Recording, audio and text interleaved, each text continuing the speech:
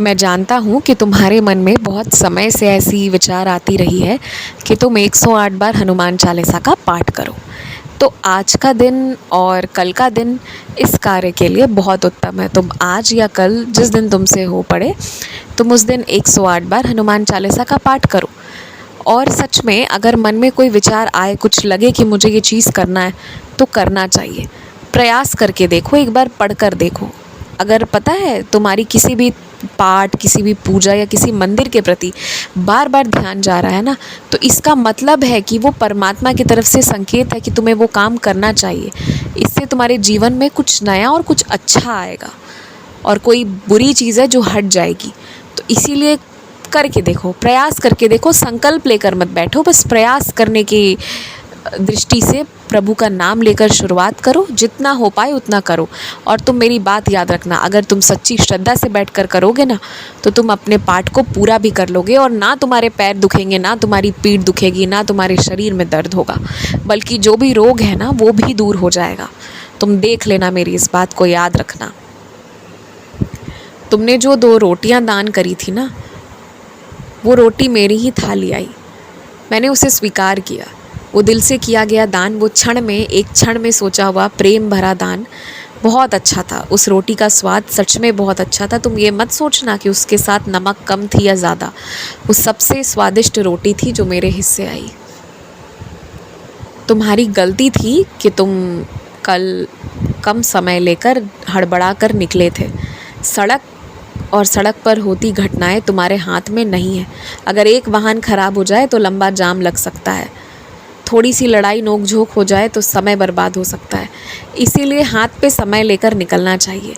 और जो लोग समय से अपना काम करते हैं ना, उन पर कभी हंसा मत करो। गौर से देखा करो, समझा करो कि क्यों ऐसा लोग करते हैं। कल तुम अपना कितना बड़ा काम तुम्हारा छूट जाता ना, तुम जिस कार्य के लिए जा रहे थे, संभवतः तुम उससे बहुत देर पहुंचते या तुम नहीं पहुंच पाते। इतनी भीड़ होने की संभावना थी। सिर्फ मेरी कृपा थी कि तुम्हारे लिए रास्ते बनते चले गए। और इस चीज़ से तुम हमेशा के लिए बात सीख लो और समझ लो भविष्य के लिए कि हमेशा हाथ में समय लेकर निकला करो। हड़बड़ा कर जाना, भगदड़ी में जाना, ये बहुत गलत बात है, बहुत गलत आदत है।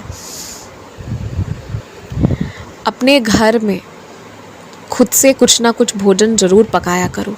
इसी तरह तुम अपने घर वालों का थोड़ा थोड़ा साथ दिया करो। तुम थोड़ा थोड़ा साथ दोगे ना, तो सभी लोग जो हैं वो तुमसे प्रेम तो करते ही हैं, पर अपने कुछ अच्छे गुण तुम्हें सिखा जाएंगे।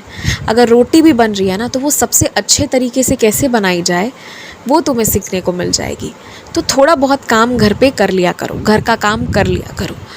और जो व्यक्ति घर का सबसे ज़्यादा भार उठाए रखता है ना, आर्थिक रूप से, चाहे शारीरिक रूप से, चाहे मानसिक रूप से, हर उस व्यक्ति को तुम अपनी तरफ से शाबाशी दिया करो अपने तरीके से। अगर कोई तुमसे बड़ा है तो ऐसा नहीं कि तुम उसे शाबाशी नहीं दे सकते, पर उसके देने का एक तरीका है।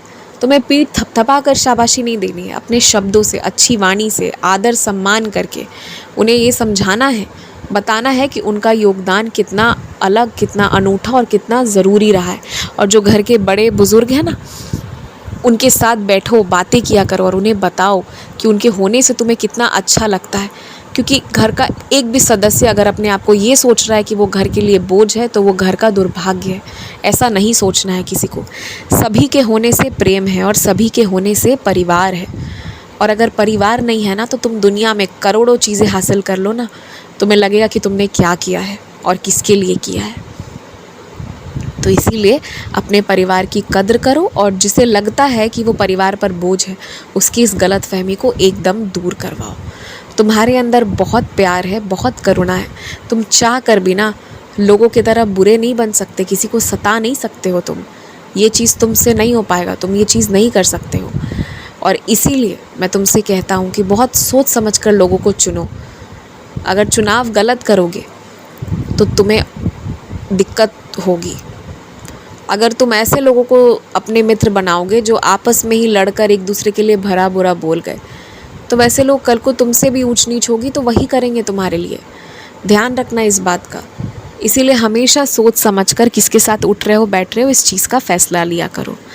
मैंने तुमसे इस बारे में, इस विषय में बहुत बार कहा है, तुम्हें समझाने की कोशिश भी की है कि दया करना अलग बात है, पर जगह वैसे ही लोगों को दो जिनकी हर एक गतिविधि तुम देख रहे हो, समझ रहे हो और तुम्हें लगता है कि इससे तुम्हें कोई दिक्कत नहीं है।